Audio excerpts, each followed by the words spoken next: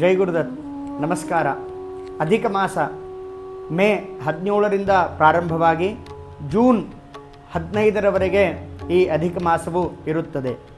3 ವರ್ಷಕ್ಕೆ ಒಮ್ಮೆ ಬರುವ ಈ ಅಧಿಕ ಮಾಸಕ್ಕೆ ಪುರುಷೋತ್ತಮ ಮಾಸ ಎಂದು ಸಹ ಕರೆಯುತ್ತಾರೆ.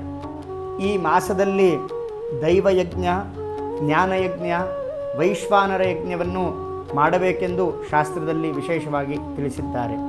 ದೈವಯಜ್ಞ, ದೇವರ ಬಗ್ಗೆ ಚಿಂತನೆ, ದೇವರ ನಾಮಸ್ಮರಣೆ ಹಾಗೂ ಪುಣ್ಯಕ್ಷೇತ್ರಗಳಿಗೆ ದರ್ಶನವನ್ನು ಮಾಡಬೇಕು. ಜ್ಞಾನಯಜ್ಞ ಅಂದರೆ ಯಜ್ಞ ಯಾಗಾದಿಗಳನ್ನು ಮಾಡಿ ಈ ಮಹಾಪರ್ವದಲ್ಲಿ ಭಗವಂತನ ಅನುಗ್ರಹಕ್ಕೆ ಪಾತ್ರರಾಗಬೇಕು.